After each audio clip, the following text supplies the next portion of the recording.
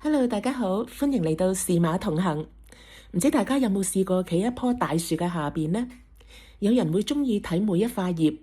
有人會欣賞成棵樹嘅形態，亦都有人會研究樹幹嘅結構，甚至追溯呢棵樹點樣一步一步成長到今日嘅樣。改革宗舊約學者桂丹諾曾經用一個好精彩嘅比喻嚟形容神學。佢話：成本聖經就好似一棵樹，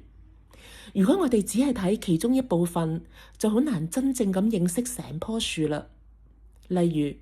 聖經研究就好似仔細研究每塊葉，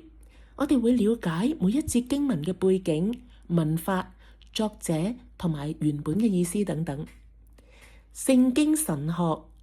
就好似成棵樹，究竟佢點樣生長㗎？從創世記到啟示錄，我哋會見到神點樣一步一步喺救恩歷史裏頭向人去啟示自己。系統神學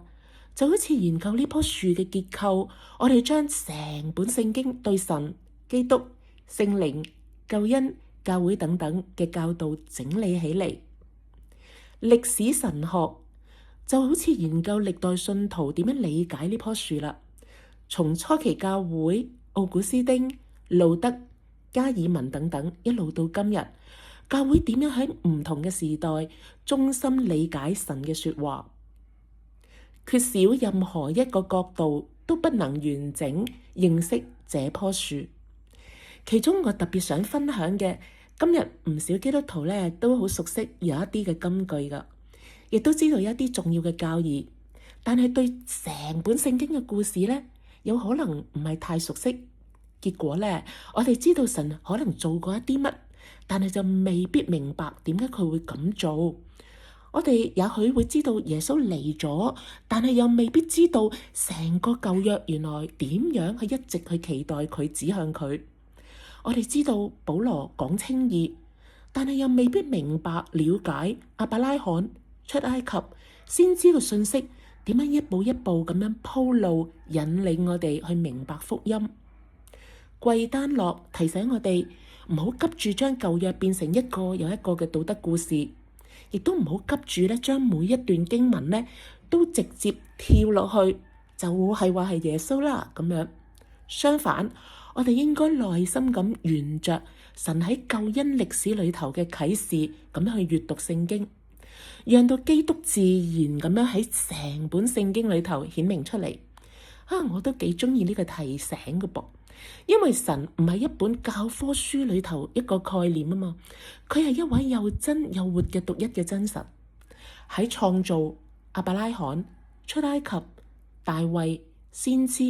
耶穌、使徒一路直到今日，同一位神一路都喺佢嘅歷史中工作，亦都一直咁樣向人去顯明佢自己。當我哋整本聖經一齊讀嘅時候，我哋就唔只係增加知識，我哋係更加認識呢一位神。我哋會開始明白佢嘅信實、公義、憐憫、忍耐同埋慈愛等等，係點樣貫穿成個嘅救恩歷史。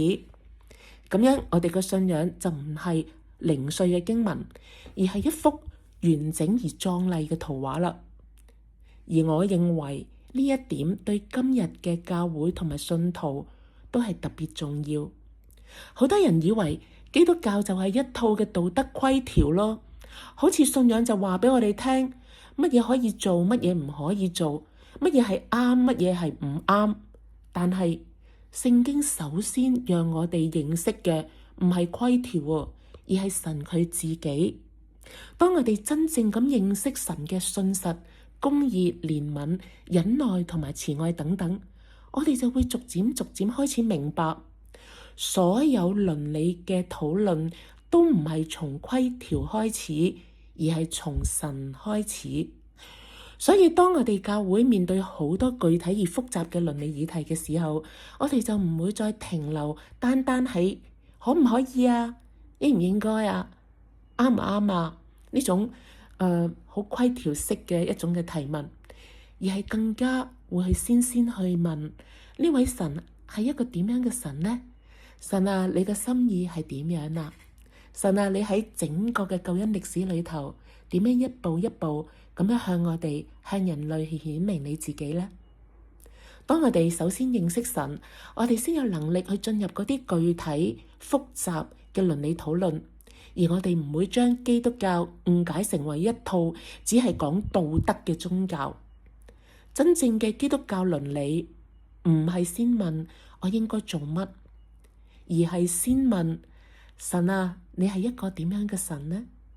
因為只有當我哋更加認識佢嘅時候，我哋先係能夠喺今日唔同嘅文化、唔同嘅時代、唔同嘅複雜處境裏頭，活出一個真正合乎上帝心意嘅生命。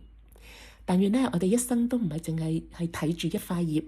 亦都咧願意抬起頭嚟睇見神所栽種嘅成棵嘅生命樹。但願呢，我哋藉住成本聖經咧，更加深入認識嗰位昨日、今日，一直到永遠都唔改變嗰位嘅救主，嗰位嘅上帝。因為成本聖經唔只係帶領我哋認識更多真理，成本嘅聖經其實係帶領我哋更加認識我哋呢一位真理嘅獨一嘅上帝。而當我哋真正認識佢嘅時候呢，我哋就會知道點樣喺今日去活出、去摸索出佢嘅心意啦。我歡迎你，亦都希望你去 subscribe、share 同埋 like。我期待下一次再跟你見面。拜拜。